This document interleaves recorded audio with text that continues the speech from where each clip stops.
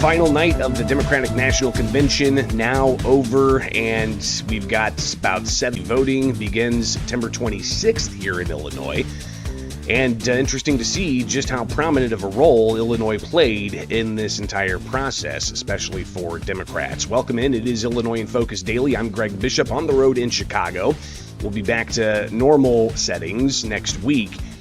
But obviously a lot to unpack after the last 4 days here, especially after last night's with Vice President Kamala Harris accepting that Illinois did play a pretty prominent role last night, and including several speakers taking the stage from the former Illinois Attorney General, a former Republican congressman, and a current Democratic congressman.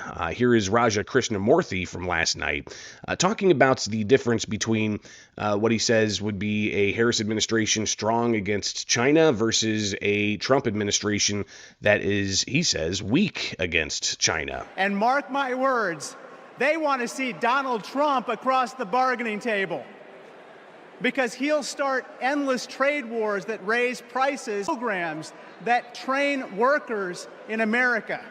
But most of all, Trump will pit American against American. And that's what China wants, for us to fight amongst ourselves, because that's how we lose. But we're not going back. And that's really leaning into more and more, we are not going back. And that was chanted throughout the convention, all throughout this week.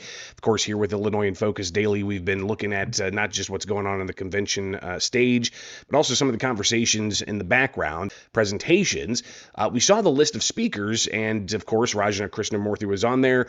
And then we also saw that Illinois Attorney General, former Illinois Attorney General Lisa Madigan. Now, Lisa Madigan hasn't been in office since 2019. She is the daughter of former Illinois House Speaker Mike Madigan. And if you remember, back in 2019, she announced that she was not going to seek re-election, kind of a surprise at that time.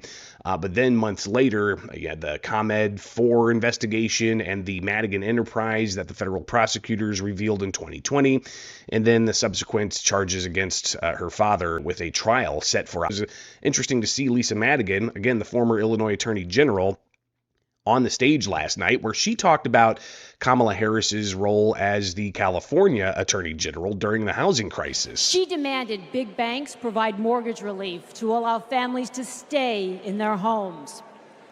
She stood her ground, and together, we prevailed. For as long as I have known her, Kamala Harris has always taken principled positions and never wavered. Thanks to Kamala's determination, they can call their own. But a voice, somebody else who is rather prominent in the lineup for the final evening of the Democratic National Convention in Chicago, was former Republican U.S. Congressman from Illinois, Adam Kenzinger. And he addressed the crowd, getting a lot of applause from Democrats. And he talked about how he essentially says the Republican Party is no longer conservative. And then he took time to blast Donald Trump. Donald Trump is a weak man pretending to be strong, pretending to be big. He's a faithless man. He's a perpetrator who can't stop playing the victim. A lot of people either happy about the speech, others may call it projection, but clearly that was a pretty prominent role on the stage last night with Adam Kenzinger, who has, he was drawn out of his district, by the way, by Illinois Democrats. That's why he's no longer a congressman. But he was also on the Pelosi, the former Speaker of the U.S. House, to investigate what happened on January 6th. So an interesting role that Adam Kenzinger has, I guess, grown of Donald Trump and Republicans, even though he claims that he is a Republican. Regardless, Illinois' role in the Democratic National Convention, pretty clear here, not just having been the host city for the DNC, but also the politics. And that's something when I sat down with State Representative Bob Morgan yesterday, and these are all things that you can see at America's Talking Network on YouTube. Be sure to like, subscribe, and hit that notification bell and dig deeper into these interviews. And at the convention hall yesterday and touched on the prominence of Illinois in the national political conversation. Illinois is one of the most diverse states in the country, and by that, it's people from all walks of life, people who really have different experiences, different types of jobs, really significant centers, and then rural parts of the state.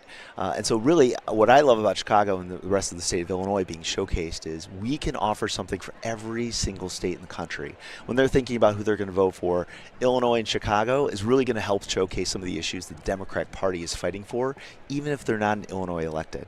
Now, a lot of Republicans in Illinois will be quick to point out that Illinois' second highest taxes in the nation when it comes to gas taxes and property taxes, high excise taxes in a city like Chicago.